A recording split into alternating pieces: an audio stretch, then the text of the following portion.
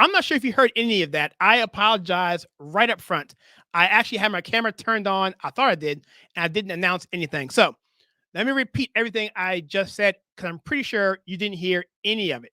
My name is Kyle, and this is the That Live Friday Night Show. And normally I bring on my host, Kyra Bowlby. But today there's a problem because she's actually in Washington, D.C.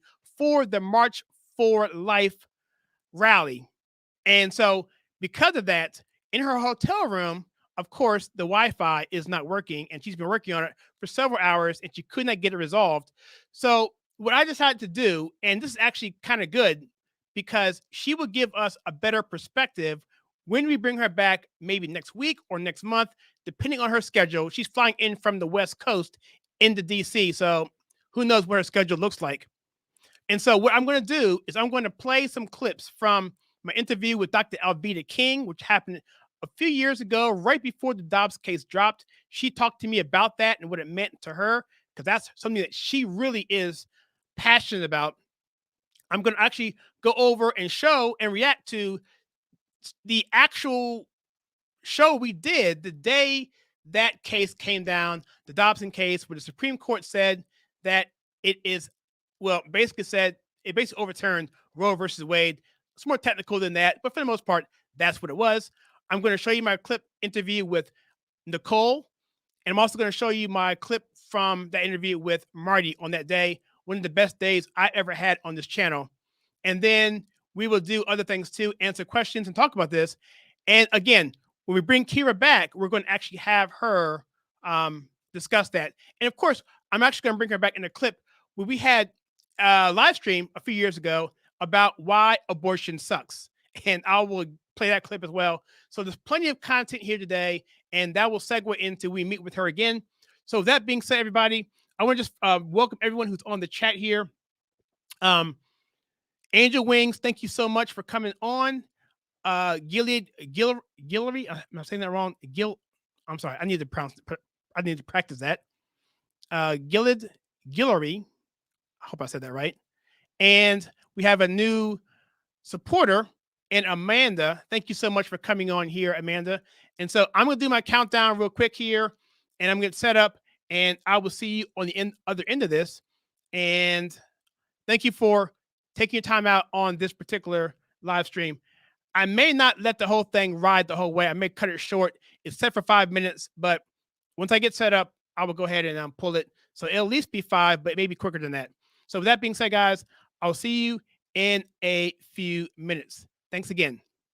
I gotta say this to my white friends. Don't ever be afraid for somebody to call you racist. If it's racist for you to support a president that makes sure we have the lowest black unemployment, to make sure black babies ain't being killed, to make sure there's money invested in our community, well, tell them you're the best racist ever.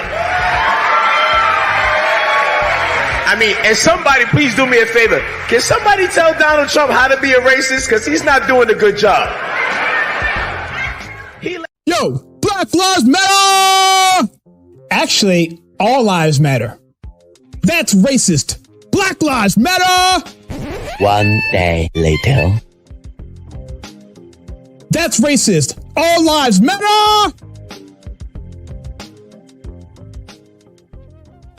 There's $24 billion here and there, $500 million there. Some people want to be paid back, and members of the public are wondering, why are we suffering when you have all of this vast wealth? Those are legitimate concerns. All right, guys, let's just get started. Welcome to the That Live Friday Night Show. This is the Conservative Take. My name is Kyle, and I'll be your host tonight. If you missed the intro to what I just said, I will repeat it briefly today or right now. And that is that, unfortunately, Kyra Bowlby, who is normally my co-host on this show, this live stream, is not able to attend because she is currently in Washington, D.C. for the March for Life, the rally for pro-life. Exciting time. And the internet or the Wi-Fi at her hotel is not working, which is totally understandable considering everyone's trying to get on.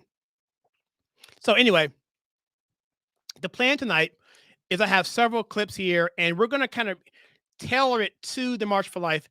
And when we meet with her again, we're going to talk about the leadership and faith, which was basically giving her story about being in college, being a Christian, being evangelical, being courageous, and being in your face and being unapologetic about your faith, how that leads to problems and issues and actually being rewarding in your life as well. And also other things too about apologetics and whatnot. But so we're going to hold that off in the future, maybe next week or next month. And she would tell us that, as well as her experience in DC. I'm excited to hear that. So in the meantime, I have several things queued up. So I'm going to play this clip here to kind of get some stuff out of the way. This is some, just administrative stuff, but I want announcements. But I want to tell you guys that we are starting a podcast in March, and it's called the Old Glory Games Podcast, and it's going to be on Spotify. It's going to be on YouTube Podcast, Google Podcast, and Apple Podcasts as well. And the whole thing is my buddy Greg and I are going to do this, and here is the promo for that. Take a look. I'm about to part ways with my true blue, literally speaking, microphone that I had from the very beginning. I'm not going to sell it. I'm actually going to give it away to my buddy who's going to help me in our podcast coming up. His name is Greg, and you can hear Greg on this microphone at the Conservative Take starting in March. The show is called Old Glory Games Podcast. It's pro-conservative and it's old school. We're going to cover sports. Absolutely. We're going to cover LeBron James and other things too, like, are sports tough enough? Particularly the NFL. What's up with that? It's practically a flag football league. So stay tuned for that. Listen to myself and Greg on his microphone, and we will see you then. So for the members who are on this channel, who are verified members, who are paid subscribers, either here or on Locals, we'll make the podcast available early for you as soon as we film it and get them produced, which will probably be mid-February. And then you can kind of give some feedback on how you think about what our show sounds like and what we're trying to do. So looking forward to it. I'm excited about it.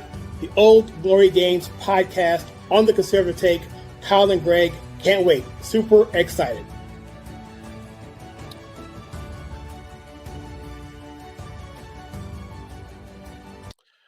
All right, so that's the Old Glory Games podcast that's coming up in March, and let's just get all that stuff out of the way. And I want to just thank everyone who's actually in the chat right now. Let me just bring them up again. I thank Amanda for becoming a supporter, and Angel Wings, you were in here early and you came back, and Gilead, I'll leave it there. I'm not sure if the last name, how that's pronounced, is here as well. And feel free to chat here in the chat. And what I'm going to do again is kind of just go over just what we're going to go over here tonight. And essentially, we're going to go over some video that I put together from the past. And let's just start the first one off with Kyra. Actually, this is she and I. And we're discussing why abortion sucks. This is from, I think, about 2 years back. And we'll move forward from there. But Clarence Thomas is absolutely the best one we have right now. And I think Alito's done a fairly decent job. Yeah, didn't he teach himself how to read? I wouldn't doubt that. I wouldn't doubt that at all. No. I know that he was illiterate for a very long time in school, and he was like almost failing. And like a lot of people are actually still shocked. Like his family's still shocked that he's even on the Supreme Court because he struggled so much in school. So I don't know, man. His story's pretty amazing. I mean, he grew up in the segregated South, dealt with a lot of crap, and he's honestly killing it. So. Yeah, absolutely. So, so let me jump in here. So we got some people commenting. So, I'm not sure if we have, well, anyway, I'm not going to read some of these comments. We got some trolls coming on, but the point is that if you want to comment in there, I'll check it out. If I have a chance to screen it first before I put it on the screen, I will. If not, just let us know that you don't want to. If you're just joining us, what's going on? Kyra is not here live with us. She's actually in Washington, D.C. at the March for Life. And we're going over a interview we did on this particular show a couple of years ago about why abortion sucks. And when she comes back in a week or two or next month, we're going to actually discuss her experiences at the March for Life in Washington, D.C. And so that's what we're seeing here. See it on the screen, and I'll keep it private. But let's just jump right in here. So the Dobbs case essentially was a Mississippi case, I believe, right? I think I had it up on the screen here. And it was just to get us some background here. I have it highlighted. So this is a Mississippi case, 15 weeks of pregnancy, and this could allow for states to enforce abortion restrictions before viability for the first time since Roe versus Wade decision. This came out in 2021 of last year, and so a lot has happened. And recently, it leaked, quote unquote, leaked of the decision, and it looks like it's going to be actually overturned back to the states. So, what's your thoughts on the reaction, the crazy, insane reaction that we've seen on the left? I've watched a lot of the protests. I have a reel on my Instagram that you can go look at, and it's basically from like a protest where someone asked this lady if about abortion, and she said, "Oh, it's the woman's choice. She has the right to choose." And basically, she also said, she was like, "Do I have a right to kill my 2-year-old?" And the woman was like I said, it's the woman's choice. And it was crazy. I mean, these women, if you're a woman and you support abortion, I'm just gonna say right now, you're literally like demonic. You're demonic. You're satanic. I don't get it. I don't get how you can support abortion. And there are women that I've talked to, because I went to a march counter protesting, and a bunch of women that I talked to, uh, this was virtually, by the way. I went to like a virtual march, which was really weird, but like, and a bunch of the women there, they were telling me, they're like, "Oh, well, I think a woman should have the right to abort her child 9 months up into her pregnancy. So like she can abort her baby up until like 9 months in the 3rd trimester." And I was like, "How can you, I'm sorry, but like how can you genuinely support that?" This was like virtually, by the way. This was like at a march, and like my friend was like like she FaceTimed me and was like, "Do you want to talk to people?" Because I wanted to go and talk to people, but I didn't know how, because it was like during the day and it was rough, and I was trying to figure out how to get to the march and stuff. So my friend actually went virtually and FaceTimed me, so I got to talk to a lot of pro-choicers. And a lot of the women there told me specifically, they said, "Well, it's the woman's choice to have an abortion. It's the woman's right to choose. She can choose what she wants to do with her body." And then there was this other march that I remember, and there were a bunch of women, like there was a woman dressed up as like what was it? She was dressed up as like Abraham Lincoln, and she basically was like dressed up as a misogynist, and it was very interesting. Why Lincoln? So I don't know, like they think that all the presidents are like misogynists, and they think that as a woman their rights are up for grab in America, which I don't agree with, because if you really felt that way, if you honestly believed that your rights as a woman are up for grabs in America, I don't get it personally. They like dressed up as a bunch of the presidents because they think the presidents are a bunch of misogynistic slave owners. And then like they dressed up as like Abraham Lincoln. Someone else dressed up as George Washington. Just you see a lot of crazy stuff at these protests. And also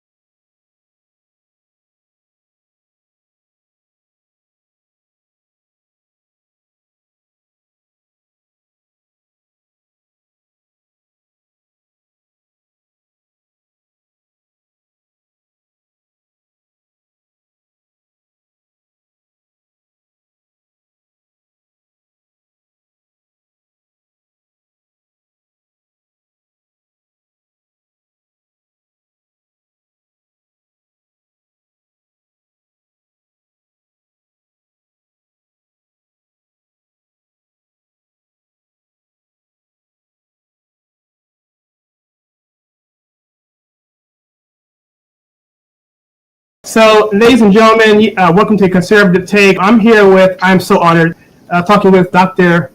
Alveda King. We're here talking about the film that you were involved with. Can you talk to me a little about the systematic deception and how you got involved in that particular project? Well, interestingly enough, every decade and all the way back into the 20th century, and probably before that, African Americans have known and have been educated as to all of the genocide and eugenics strategies that came into place when slavery ended in America. The slave owners and those who profiteered off of the free labor of the slaves, they were going to have to pay the slaves, and they were like, well, we have to figure out something. Let's send them back to Africa. Africa said, no, because you spoiled them. They don't know how to be free. They can't come back to Africa. And so we were here, and that's when we had Jim Crow, because we were supposed to get, as freed slaves, 40 acres and a mule. And we could begin to support ourselves and take care of ourselves. Of course, none of that was ever fully executed. And so there have been all kinds of tactics to reduce the black population in America. And you'll have to do your homework. The Negro Project, the Tuskegee Project. Okay, so the Negro Project was designed, it was funded to sterilize through vasectomies for the men and tubal ligation for the women, and they would say, well, we can help you to be a better member of your community. You can be a community leader, but you just don't need to have all those babies. So people kind of bought into that, and they got all kind of scholarships and things. Tuskegee Project gave the men syphilis and treated half of them, and then treat the other half to see how long it would take for syphilis to go through and reduce the black population. All these kinds of programs. The Office of Population Control that is still with the United States government today. So all of that genocide and eugenics. So what happened, black people began to write about it, to say we don't have to have government programs and assistance and all of that. One of my favorite examples of that, James Brown wrote a song and performed it. I don't want nobody to give me nothing, just open up the door and get it myself. So, and I came into this particular information, education, activation process.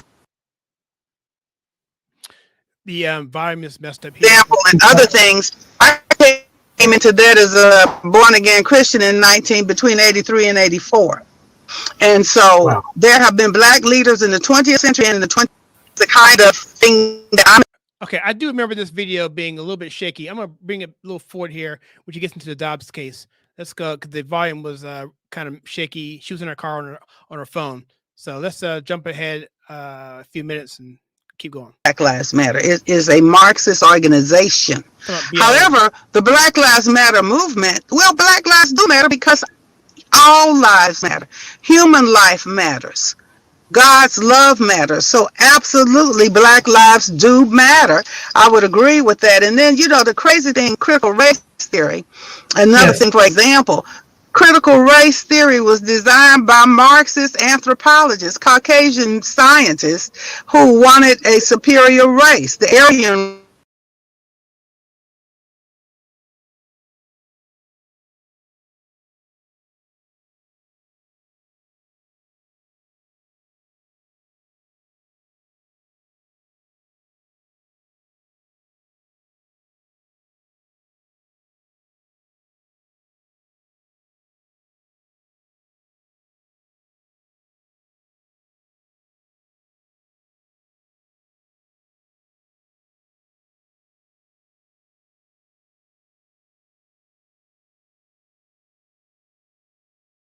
Sorry, guys. I didn't realize myself was muted.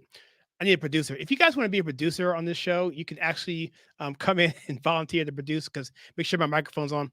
Anyway, what I was saying was that Alveda King here is just talking about the BLM, and Kyra Bowlby was supposed to actually be on the show, but she couldn't because she's in her hotel room struggling with the Wi-Fi.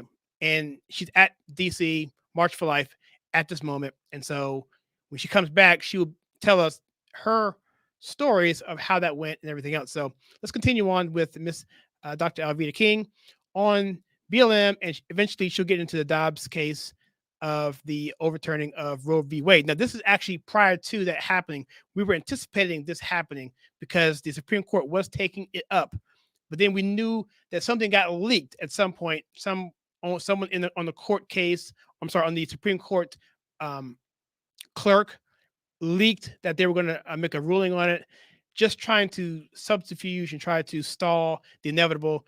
Just the left does anything they can do to prevent righteousness at any turn they do. So let's continue on here.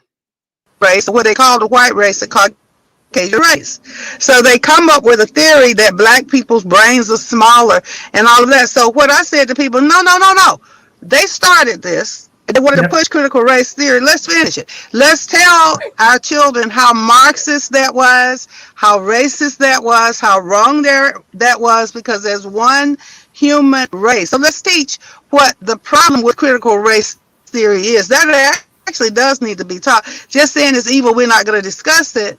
Well, then it can be duplicated and repeated. We need to stop it by telling and exposing exactly what it is. Amen. And I told you I promised you 10 minutes on this. I'm going to ask you maybe one or two more questions, and I'm going to segue into what you mentioned about preachers in the film, and also in general with the church. You mentioned about. Well, let me ask you this: what do you think preachers' role should be when it comes to abortion and telling the congregation about the evils of abortion? When pastors, leaders, preachers, people of faith are offered money to give free condoms to their congregation, for example, to encourage their congregations to get safe, rare, and legal abortions, which some of these grants that the church gets in order to keep their 501c3, that happens, they should say no and teach the Bible, choose life, and to repent of your sins, love each other, don't fight each other, be one race and not separate races fighting over skin color.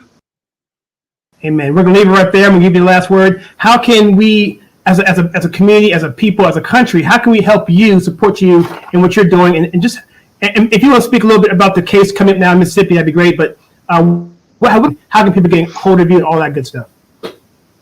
Let me mention the case coming down through the United States Supreme Court.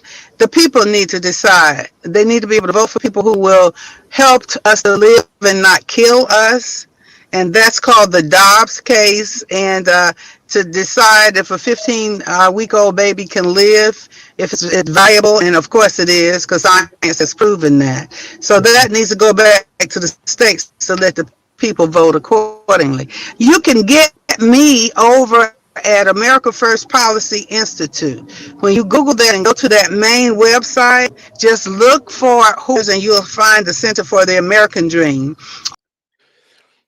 Okay, so we'll leave it there. So that was Dr. Alveda King a few years ago when I got a chance to interview her about just a movie she was in that I helped to, now I had played a part in that particular film. And she was in that film. And also the Dobbs case, which was happening around that same time. We expected that the Supreme Court in the immediate future would actually try to turn that down or overturn Roe versus Wade. And eventually that did happen. And in a few minutes, I will show you our live stream or some clips from that with Nicole and my friend Marty about what happened, our reactions that day. It was very raw. It was an impromptu live stream, and I will go over that. If you're just joining again, Kyra Bowlby, my co-host for this particular show, is in DC. She's in her hotel with bad Wi-Fi, and she can't get on. And so what we decided to do, I chatted with her earlier, is we're going to have her come after the fact and give us her experiences of this March for Life, which is actually in a couple of days, or this weekend, actually. And we'll reflect on that and actually get into the faith and leadership, which was supposed to be the topic of this particular show. But because she wasn't here, I'm trying to backfill. So let's just go back to her. I started to play her, but I cut into Dr. Alveda King. Let's go back to the clip we had with Kyra from a few years back for a live stream called Why Abortion Sucks.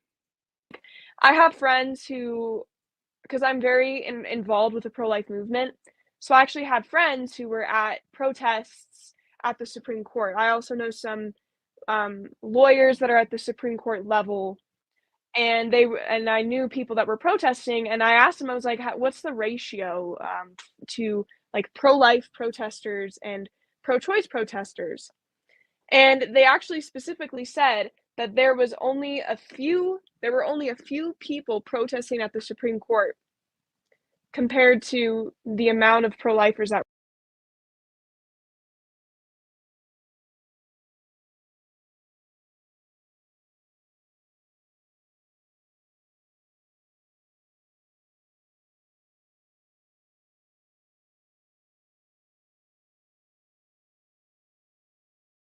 Sorry, guys. I keep moving. So anyway, that's the screen showing you the abortion rates that happened about 2 years ago, and I'm sure that's much bigger right now. Were there, so it was pretty crazy, actually. Yeah, I mean, look, everybody. Just so you guys know, I appreciate the comment here, Pedro, on this. You take a hard stance on this, and I take the hard stance too. I just take a hard stance on abortion. I think it's murder. But so I appreciate your comment there. I really do. But what you have on the screen here, guys, is the abortion counter.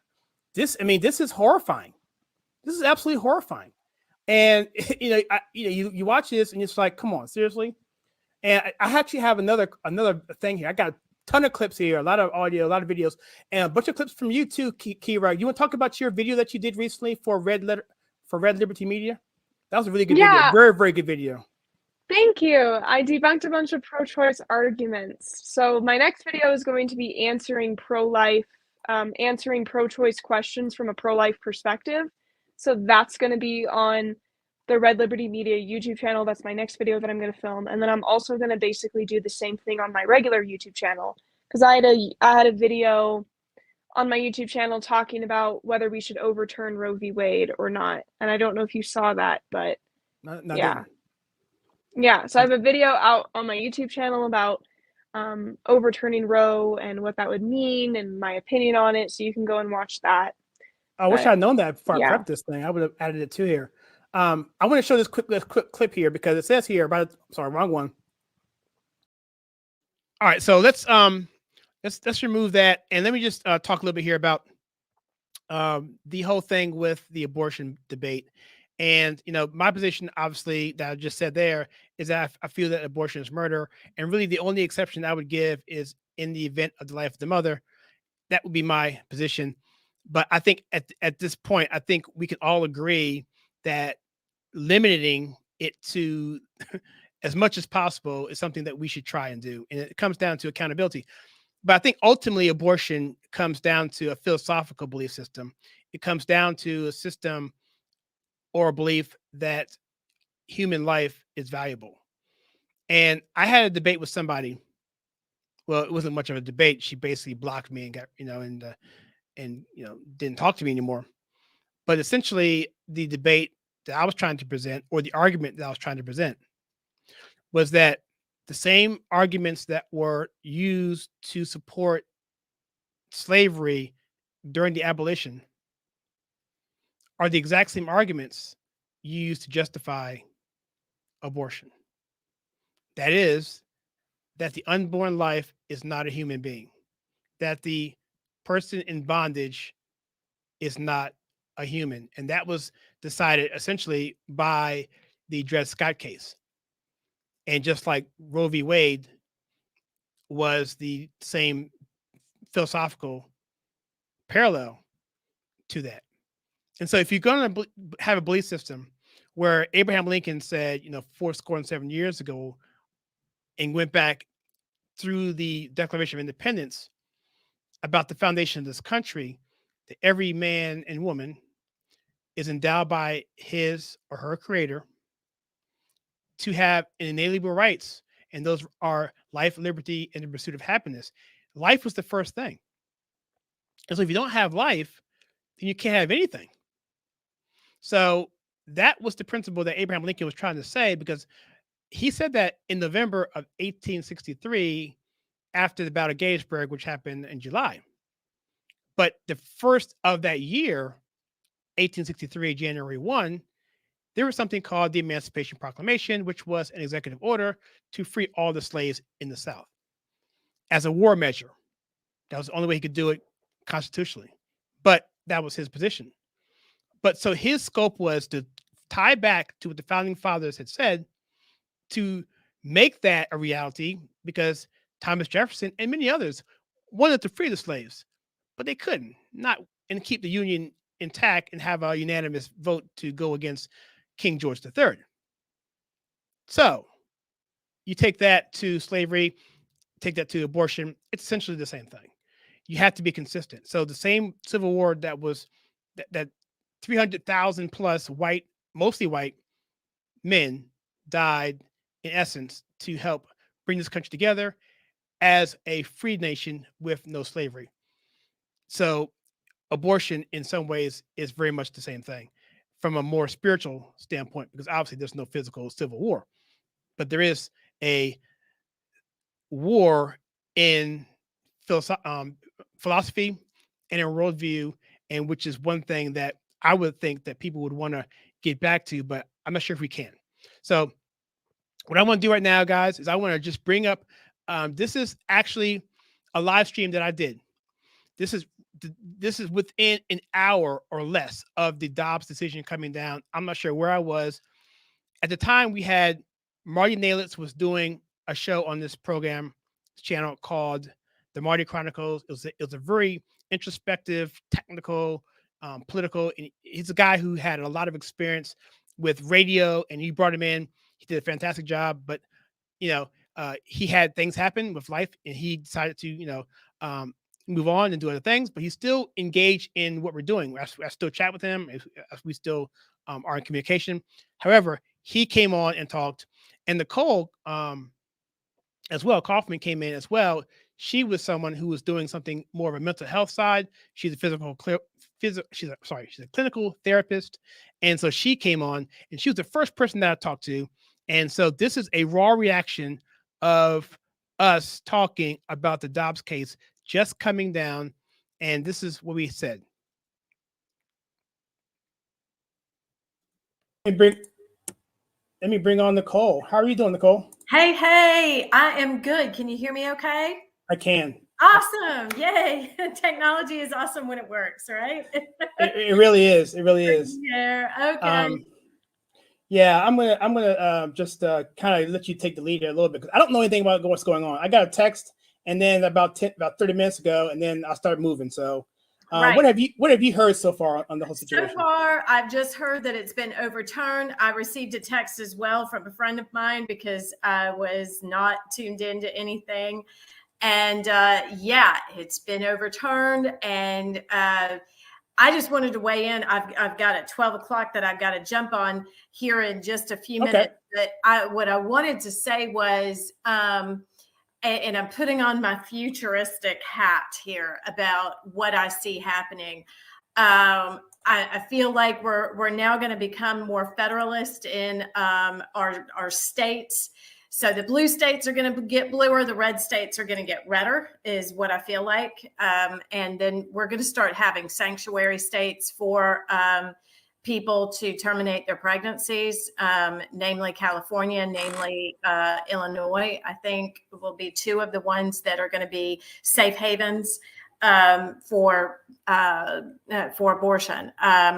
But it does go back to the states. And I've seen several articles here in the last few that have, it's so funny to see the left eat themselves, because when they talk about abortion and when they talk about terminating pregnancies, they tacitly admit to life. They tacitly admit that there's a baby. They tacitly admit that we're terminating a beating heart here. So it's just amazing to see how all the back and forth is going. I guess suddenly mothers are now mothers, women are women, and women can go, because ironically enough, women are becoming pregnant. Right? Women do become pregnant. And because apparently that was in question for a minute, right? so it's just the whole conversation around women and women's rights and what women can do, all on the heels of Title IX. I hate to muddy the issue, but then Title IX, we're having that completely be rewritten by this administration, that calls into questions women's sports and women competing and so what a crazy time this is. Such cognitive dissonance over what is true, what is not true, what we're supposed to be seeing, what we're not supposed to be seeing. It blows my mind. It blows my mind. Well, I appreciate you saying that, because I haven't had a chance to look at any of this. And I know your video on this was fantastic. The whole dealing with the whole notion choose. And now it's like now. All right, let me just break it there. So we don't have to watch the whole thing, but that was basically, you can watch the entire interview, obviously, if you go on to the Conservative Take. But that was to me, I think that moment there, which you just saw, was probably the most rewarding moment that I've had on this channel. And that's even saying, even to what's happening now with the channel. I'm not sure if you guys have been paying attention, but if you look at the subscribers, the views, I'm not sure how much you have preview to. This channel is really, really doing well, way beyond I thought we were going to do. We're probably going to hit 100,000 subscribers, Lord willing, probably by the second week of February at the latest, by the end of January, probably at the earliest. And we're just doing fantastically well. And I just praise God for all of it. But even aside from all of that, the progress and what's going on, the 6 years of work, I think that moment there, having that particular moment with Nicole there and discussing this breaking news of something that I had been dealing with my entire life. I mean, all of us really, it's just really, really impactful. So, and I will just bring this up as a segue, because I will let you guys know that I am a constitutional coach for the Patriot Academy. And this isn't a sell. This is all free. I'm not getting anything from this. I'm a facilitator, but the actual class is going through the Patriot Academy. And that will be people like Rick Green, people like David Barton. And so it's a free deal. It's 8 weeks, and I'm going to facilitate it. If you go out to that particular website there, classes.kylesuggs.com, you can actually read up on it, decide if you want to sign up. It's 8 weeks. Again, it's free. You get a digital book, and it goes over the history of our country from a biblical framework. You learn about why this country was founded, going back to people like James Otis, who was essentially the catalyst to a lot of this with his protocol, or his theory, or his I can't think of the word right now, about every man is his castle. And it was that particular premise that got the people up and mobilized to actually do something. So you learn about all that. You learn about the pilgrims, just what they had to go through. And you get to learn about the Constitution. They go through the entire Constitution, all the articles, well, at a high level, and you get to understand how it is as amended. So they take the current amendments, but then they tell you where they are in terms of them being amended. So it's really interesting. But anyway, that's enough plug there. But go there, classes.kylesuggs.com. It's a free sign up, and we're going to start this in February. It's going to be after the Super Bowl. It's going to be 9 weeks. We'll take a break for Easter, which is why it's 8. I'm sorry, which is why it's 9 instead of 8. But yeah, check it out. I'll be announcing some more on that as well. So that being said, I'm going to bring in the video that the actual video that I did with Marty on the same stream. Nicole had to drop off, and we brought Marty on, and he was awesome. And let's hear what he had to say the day that the Dobbs case actually fell through. So here's Marty Nalitz. And so I am utterly just rambling. So let's go some more comments here. Let me see. Are you good? Are you good, Marty? Okay, you good. Okay, let's bring Marty in and let's see what he has to say on the subject matter. He's going to do a video for us later. And here we go. Mr. Marty Nalitz, how are you? Hey, Kyle, I'm good. How are you doing? I am doing excellently. Better than you can imagine right now. I am sorry for the delay getting on this. I couldn't wait to be a part of this. Thank you. Okay. No, well, I'm glad that you guys had time to do it. I know. Do you want to tell us about the video you did yesterday? And are we going to show that, or are we just going to redo it all together? Well, when we're done, I really sort of want to go into a totally different direction, because what I talked about on the video yesterday was the Supreme Court rulings on school choice and concealed carry and the importance of them. And what happened today on the Roe versus Wade decision, I think ties in. There's another point. There's another part of what's going on that I think people need to be aware of. It's a good thing. When I was watching earlier or listening earlier, Nicole, you know I'm a big fan of Nicole's. And I love the point that she brought up about Title IX. We're at this moment where some of the people on the left say they can't define what a woman is, but now they're going to redefine Title IX, I guess, to say we don't know what a woman is. But with the wailing and gnashing of teeth going on today on these decisions, I guarantee you they're going to. I got to pause here. Marty was such a professional, and he called so many things ahead of time of what happened, and talking about Title IX and the whole thing of what is a woman. This is even before the Matt Walsh film on Daily Wire came out. So he was way ahead of the curve there on this. And so I just keep going. Going to be able to say what a woman is. I guarantee it. This is comedy hour. Yes, it is. And Kyle, before I forget, there's another really important point here. You might have brought this up, and if you have, I apologize, but it actually has become public knowledge over the last few years that the Obama administration approached Ruth Bader Ginsburg to retire when he was president, so they would be able to replace her. Right. She declined, which of course is her right. Now, of course, she's been replaced by Amy Coney Barrett. If she had been replaced by, say, Merrick Garland, some yes. choice of the Obama. He was going to be in place. Yeah, he was going to be the guy. This doesn't happen because, again, one of the things that it's gotten overlooked today, the 6-3 decision was to uphold the Dobbs case, the Mississippi case. The vote to overturn Roe was 5-4.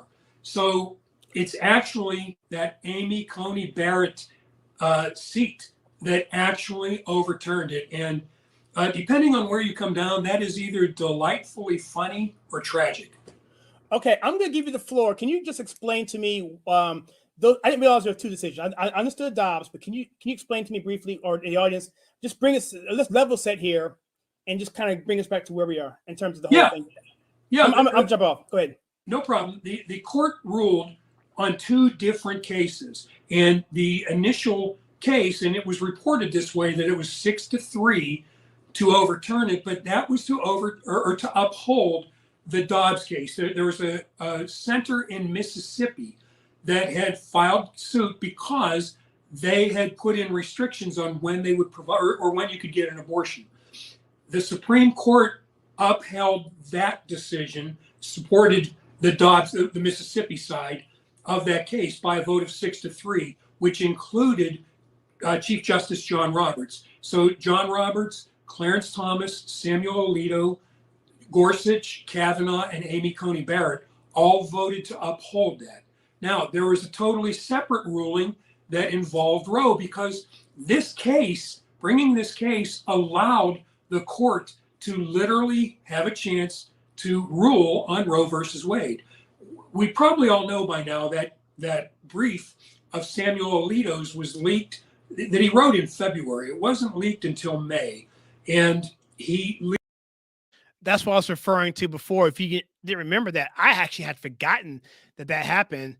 That someone on the Supreme Court in the offices of the clerk of someone, we think we know who it was. I'm not sure if it's actually been made public and it's definitive, but leaked that thing out to, I don't know, get it so that, I don't know what the end game was, but it was ugly. And it definitely caused the protesters to come out in full force. And like I said before, this is the golden calf for the left. This is their holy grail. This is what they will literally die on a hill for. It's really, really incredible. And it seemed to make it apparent that they were going to overturn Roe. They said, among other things, Justice Alito said, among other things, it was egregious law. They manufactured a law. Some of us have believed that. The case was, again, overturning Roe. Roe versus Wade has been overturned by a vote of 5-4. It's important that people understand.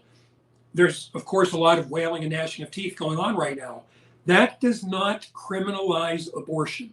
Abortions are still legal. It's up to the state to decide. Now, there's going to be some other things that come down around this, because what happens, and I don't know this, I really don't, I'm waiting to hear this.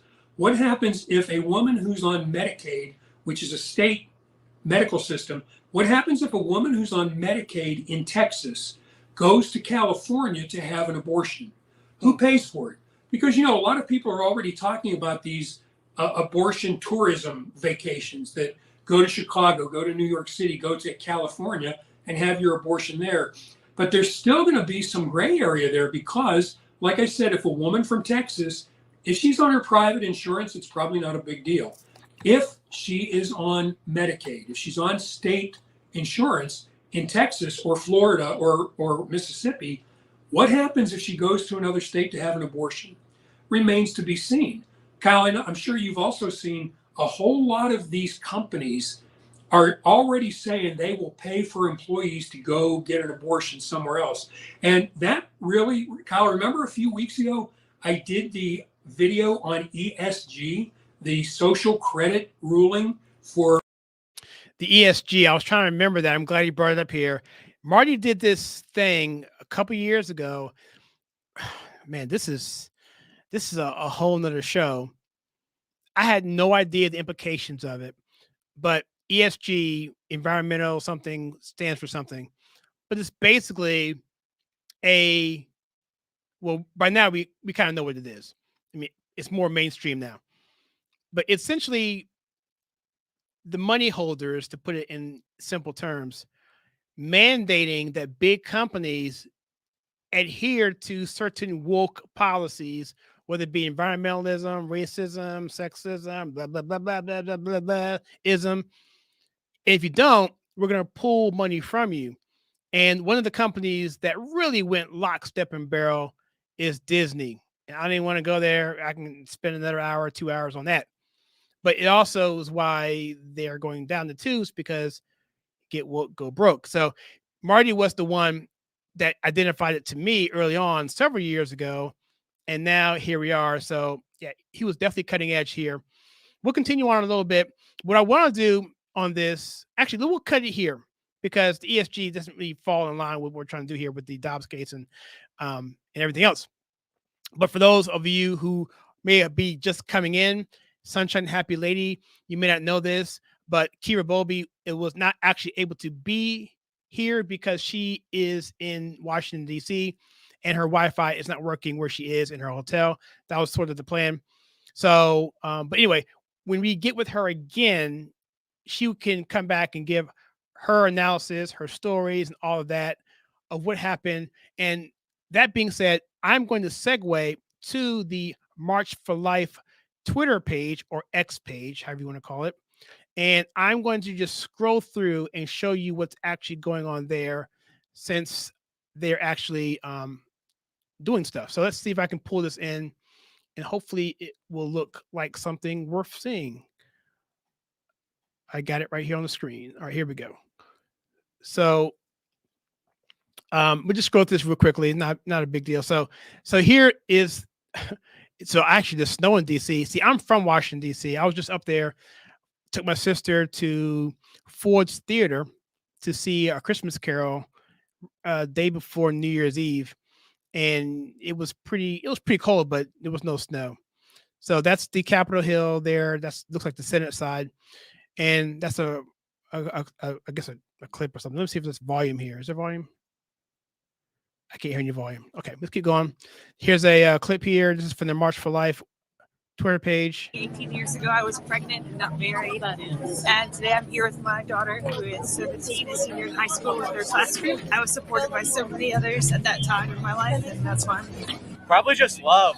We're called to love. We're called to love our neighbor. Unborn children are just as much as our neighbors as everybody else here at this march. And so, yeah, it just means love.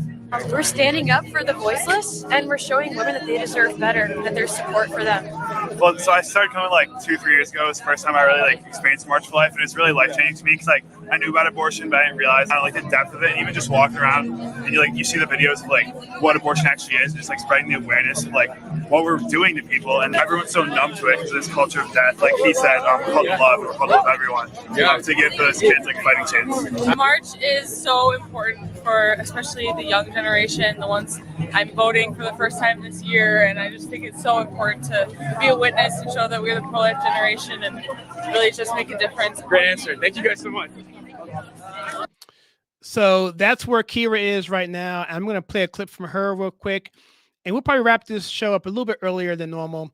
I do apologize for that, but it is what it is.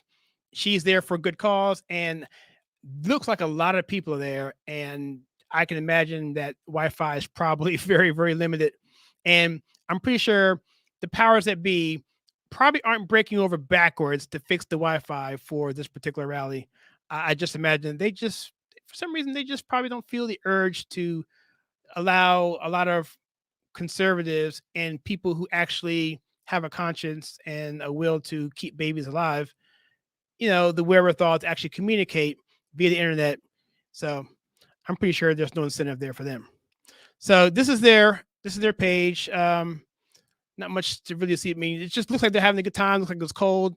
And so, so that's what we have. So let's actually go back one more time and let's finish up, or at least get through what Kyra had to say. Since she was kind of the host here, I want to just continue on with what she said.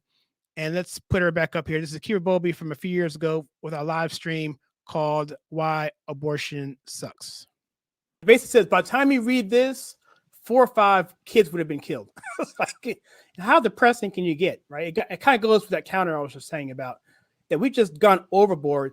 And I actually put this on Facebook. I'm in Facebook jail right now, so I can't look at it now. But I did this, chopping up babies is bad. We have lost our freaking minds. I mean, the brass tacks is we're killing babies. We're destroying them. We're mutilating them. And they're feeling pain. And it's have we lost our minds in this country, Kyra? Yeah, we have. There was also a woman who, because I think you and I have we might have different views on abortion in cases of rape or incest. I don't know what your views are on that. But basically there's a video from Students for Life, and it's a lady who had 2 abortions and who had twins conceived in rape. And it was very interesting because she actually aborted. She could hear them screaming inside of her belly. No, my gosh, that's horrible. Oh, wow. Yeah. I take a hard stance on abortion for the most part. I don't even think rape should be a case. But if that happens, I get it. That's such a small minority, but I still take a stance that kill the rapist, not the baby. The only case I say where it's where I would say do it is if my wife's life's at stake. Because to me, that's a self-defense kind of thing, right? But it's her choice if she wants to sacrifice herself for a child too. So I would say that would be justifiable because it's self-defense in some ways. But those cases are so slim. It's 1% and 0.5% for those cases. And everything else is elective. Everything else is out of convenience. I think it's 95.6% or something. It's a really high rating of the amount of people that get abortions because of convenience. So when I was in a sorority, I didn't share this in our video that we made, but there was actually a girl who hooked up with a guy, and she made a joke in one of our meetings saying that that if she gets pregnant, she'll just go out and get an abortion, and she was laughing about it, thought it was really funny. And she was just like, I hooked up with this guy. We'll see what happens. I might just, go to Planned Parenthood if I do get pregnant. And I'm just sitting there and I'm like, that's demonic. She was literally laughing about getting an abortion. There are also women on TikTok who went to Planned Parenthood, and they were like bragging about getting their abortions. And then there's a girl who posted screenshots from her boyfriend congratulating her on getting an abortion, and she's in high school. Yeah, I don't So get. it's like our entire country has just lost our freaking minds that we think that murder is empowering, or that murder is healthcare. Like, I genuinely don't get it. And it's like there are actually people who are still regretting the abortion after they get it. And it's just like the amount of times that I've talked to a lot of women, even this week alone, who had their children after they were raped. And then I actually talked to a woman on Instagram who was conceived in rape, and it was a really hard conversation, but Yeah. it's like 100% of the time people make excuses for rape and incest when it's such a small percentage. And it's like, if you're going to, why do you have to punish the baby and murder the baby because of the sin of the father or the way that the baby was conceived? Like, why we should give more of a punishment for prison for the rapist than the baby. I don't get why we have to murder an innocent life because of the father. Rape is terrible, but at the same time, it's like, why are we punishing the baby and the rapist when it's the rapist who should get fully consequenced to the full extent of the law? It's like, I don't get it in that case, if that makes sense. 100%. And in fact, we'll get a little bit later. I have some. Okay, so let me do something here. I just got a text from Kyra. She just told me that she's down with coming back at some point in time. Not sure when that is. We will actually do that. And what I'm going to do real quickly right now is I'm actually going to give her a message right here, an audio message on my phone and on the live stream at the same time. Here we go. Hey, Kyra, that sounds awesome. Hey, listen, I'm actually recording this while doing the live stream. So you be safe in DC and have a good time and learn a lot, make good connections, and make an impact for this planet, which I know you're doing anyway. So, but we will see you back whenever we agree on, maybe next week, next month, whatever it is. And looking forward to seeing it. And so if you check out the live stream, you actually hear this twice. All right. I'll talk to you later, Kyra. Bye-bye. All right. So we're probably going to wrap this thing up. If there's any questions here today, I will take them now. But I will do one more quick plug because this is so important. And again, it's not a financial plug. This is totally free. I'm doing this as a volunteer, but I'm going to actually bring up the actual page. I told you guys to go to classes.kylesugs.com only because it's easier than typing in this huge URL. But if you go there, it automatically forwards to this Patriot Academy link. I'm going to do that right now so you guys can see it. And so on the screen now, is it coming up? Let me see. I got to add it. Do I have to add it? Yes, add it to the stage. Bam. So there we are. So here are the dates of the class. The 18th of February, all the way down to April 14th. And here it is here. I'm not going to play all of this, but essentially, I'll play the first part. President Ronald Reagan once said, "Freedom is never more than one generation away from extinction." That statement is more true now than ever before. Shouldn't do anything in government. Stay out of that. It's not what the Bible says. In fact, we're called to be biblical citizens. Worldview. Other worldviews that are available to them. The further we move away from biblical principles, the further we move away from liberty and freedom. I'm trying educated at institutions where they come out as secular humanists. Yeah. And so there's no fear of God. If you're a Christian, a person of faith, you must care about what's happening in our culture. You must get involved in voting. The Constitution is so unique. It is the only Constitution that actually limits government. So in other words, if you put bad people into a broken structure, you're going to get bad results. If you have a bad system, you elect good people, they go into a bad system, you're still going to get a bad result. The founders. And you begin to love what God loves and hate what he. Now that guy right there, I'm hoping I don't break this thing, but I actually have that particular statue. I'm going to show you real quickly. That's the top end of the statue. It's actually in two pieces. It's a magnet. It's big. And so it's awesome. And so when I do this in person, I actually go through this particular statue. It's the monument of the forefathers. Let me put it back before I break it. Hold on. But I'm looking at it all the time when I'm doing my videos to give me some motivation. But I'll wrap it up here. Kirk Cameron, he's just part of this as well. But the whole class is really, really awesome. I'll let him say a little bit, and then we'll take questions, and then we can wrap up the stream.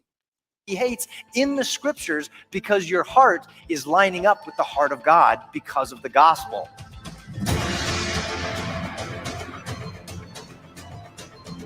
It is experiencing tyranny. They're asking why, what has happened, and there's just this feeling of being lost right now and not knowing where to turn. And you just gave us the foundation. This is truth. Yeah. So that particular monument, what's cool about it is it was actually constructed by the descendants of the Pilgrims and Plymouth Rock, actually where they actually landed. And it's basically it's called the Matrix of Liberty, and it's about getting us back to our foundations and how we do it. It gives a blueprint of how to do it exactly. So the more people we train in these classes, the more we can do this, and the less we have to worry about these marches for life, because everyone's already going to be knowing it anyway, because they already have that worldview to begin with. So with that, guys, that's pretty much all I have for today. And again, we kind of had to go adrift in a different way, but I think I was able to at least bring Kyra at least to the live stream in a way, and kind of tie into the weekend of the March for Life, which I was totally unaware of. To recap, we showed the interview with Alveda King leading up to the Dobbs case in Mississippi. We heard from Nicole and Marty about their perspectives the day the Dobbs case went down. And also the clip I told you about earlier about the podcast we're starting in March called the Old Glory Podcast. My friend Greg and I are going to talk old school sports and dissect things, talk about LeBron, talk about stuff like that, talk about why the NFL is such garbage now in terms of it being basically flag football. And so that's going to start up in March as well. A bunch of stuff happening. We're about to hit 100,000 subscribers. We have a live stream coming up. When that actually happens, when it does happen, I don't care if it's 3 o'clock in the morning, I'm going to stop everything and go over, and we'll see it happen in real time. Something I've been working for the past 6 years. And that's what we're doing. And of course, we have the election coming up. Trump won Iowa. New Hampshire's coming up soon. And I still think about 2020. I'm still angry. So we'll leave it at that. So I'm going to see if any comments here. Doesn't appear to be any comments. We're streaming on X. We're streaming on Rumble. And we're streaming on Facebook. And I think we're good. I think we're clear. So everyone who came on the chat, thank you so much. I'll rehash who was on. That would be Angel Wings, and we have Amanda, who actually became a sponsor. Thank you so much for that. And Gilead, I'm actually going to practice that in case I see it again. And Sunshine Happy Lady. And lastly, I'm going to bring up our VIP sponsors. And I did add you, Amanda, here as well. You're the first one up. Thank you so much for that. These are the people that keep me motivated, that have prevented me from stopping this channel 6 years ago.